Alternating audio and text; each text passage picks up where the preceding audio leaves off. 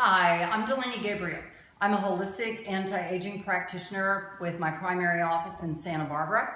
I also have offices in Sacramento, which I established in 1984, and in Carmel, which I established in the year 2000. So I'm coming to you today on June 21st, 2016, as an introduction to the work that I do in holistic health and anti-aging. So my family, my daughter, Kamala, my granddaughters, Maggie and Katie, have encouraged me to do this video series as a way of helping me reach my health goals, which is to let people across the country and around the world know their options that they have when it comes to health and hormones and my specialization in lab tests. So my clients really think that this is my true specialization and this is where I shine. And people who come to me typically come into my practice after they say they've been everywhere and they've tried everything. And maybe they haven't, but that's how they feel. And a lot of people tell me that I'm their last hope, which puts a lot of pressure on me, as you might imagine. So what I do in helping people who have been everywhere and tried everything is that I do lab tests that go beyond way beyond what is typically done within medicine and by medical doctors, and some of which even exceeds the lab testing that my fellows at the American Academy of Anti-Aging Medicine do. So even with those, even if we did the same work, what people like about the work that I do is that I'm really good with managing hormones, managing care, giving people the time and dedication that they need to achieving their health goals. Some people just want to be better. They just want to be free of symptoms, and other people want to edge up to optimum health. So the cool thing about what I do is I help you reach your health goals. Whether you want to be the best that you can or you just want to be free of pain or feel better. It's not always what I want for you, it's what you want for yourself. So in my work, I'm trained in homeopathy, herbology, iridology, and many diverse forms of medicine. I've studied endocrinology in detail with world-renowned physician Terry Hertog, who is fourth-generation endocrinologist from Brussels. He's been a mentor of mine through my American Academy of Anti-Aging Medicine since 16 years ago, so since 1990. No, that would be 2000, sorry about that. Anyway, go way back with him, and John Lee was a mentor of mine. Those of you who heard the presentation that I just did as an introduction will get more details on that. So I want to talk a bit more about the reason I do this work with hormones. It's not because of hot flashes, insomnia, and the main reasons that drive women in to see their doctors and get on hormones. It's for quality of life issues. As an anti-aging practitioner specializing in bioidentical hormones, if it was just the hot flashes, the night sweats, and so forth that women go through for 2 or 3 years, believe me, I would have lost interest in this whole field after a couple of years, because those are things that pass, and my concern is about, again, the quality of life issues that people have that will affect them over the aging process. And in this, it doesn't just affect the people who are suffering, it affects their loved ones, their families, their neighbors, their communities, and everyone more broad-reaching than that. And I fully believe that there's a direct correlation to how you feel and how you function in life, whether you're staying at home, hanging out behind the scenes, or whether you're out there active in pursuing your dreams. And on the subject of confidence, what bothers me about that is that so many men, so many women get out of the game of life, how they pursued their careers. They quit before they get fired. And that's because they start noticing memory loss.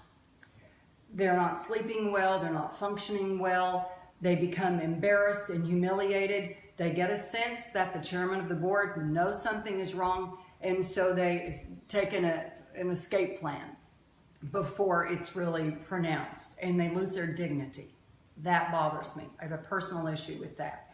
So in focusing on my top 3 priorities, which are osteoporosis, that has a strong link to hormones. In my opinion, if your hormones are not optimized, and that includes vitamin D, which is also a hormone, you cannot possibly have healthy bone and new bone growth, which you can have every 120 days unless your hormones are optimized. So osteoporosis, a very big deal that affects every single person. Then my second thing is cardiovascular disease. Because when do women have heart attacks? If you look at the fatalities and the cardiovascular events, you're going to find that that is with women around 56, 58 years old. And if you follow lab test results like I do, you're going to find that in those same age groups, that's when women are having the decline of their primary hormone, estrogen hormone named estradiol, because estradiol is protected to the cardiovascular system. And I want you all to realize, I'll just do a little disclaimer here, that my belief and my philosophy and my religion about the work that I do really has to do with the work that I've done for all these 33 years and my findings in hormones and the relativity between hormone levels and health, hormone levels and quality of life. So that's where I make my determination. Much more by that than what I'm told, even by the American Academy of Anti-Aging Medicine, or by new research that comes out, wherein the bottom line of all research really is that it requires more research. So it's this cycle that people go through and researchers go through and scientists go through to just keep that ball in motion. So what I look for are results, bottom line results, in a few thousand people that I've worked with and treated over the years, and finding out really what the issue is so I can find out the cause, because we don't have a cure for anything, whether it's cancer, arthritis, osteoporosis, anything. We don't have the right cure if we don't have the right cause, and not just the right cause, but the many factors that are a part of the causes of these diseases and health conditions and symptoms and so forth. So the next thing on my list that I focus on is neurological health.